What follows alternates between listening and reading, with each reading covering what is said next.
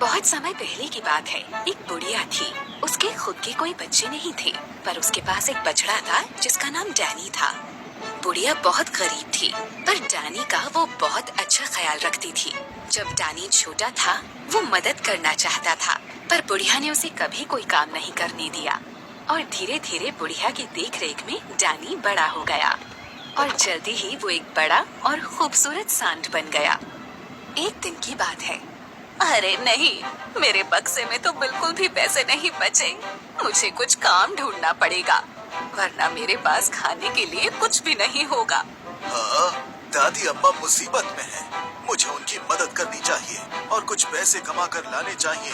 आखिरकार उन्होंने मेरी कितनी देखभाल की है। डैनी बाजार की तरफ काम ढूंढने निकल पड़ा। रास्ते में एक नदी का किनारा पड़ा, जहाँ डैनी ने एक लंबी बैलगाड़ी देखी। उसमें 100 पखियाँ लगी थी और सारी पखियाँ बहुत भारी थी और उन जवान सांडों को उन्हें खींचने में परेशानी हो रही थी। अरे ये गाड़ियाँ तो बहुत भारी लग रही हैं, पर शायद मैं इन्हें खींच कर ले जा सकता हूँ।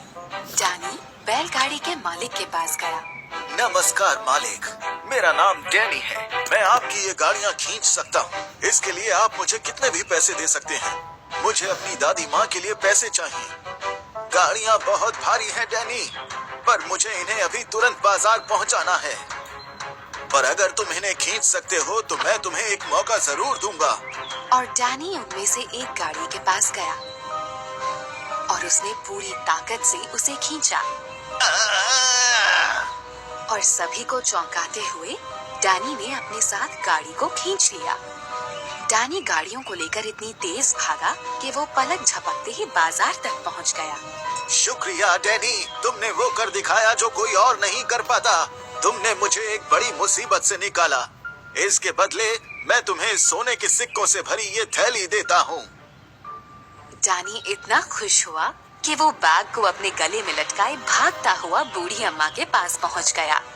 देखो दादी माँ, ये सोने के सिक्के, ये मैं आपके लिए लाया हूँ, लीजिए। हाँ? तुम्हें इतने सिक्के कहाँ से मिले डैनी? इन्हें डैनी ने कमाया है। आज इसने 100 भरी हुई गाड़ियाँ खींची हैं, क्योंकि ये आपके लिए कुछ पैसे कमाना चाहता था। क्या ये सच है डैनी?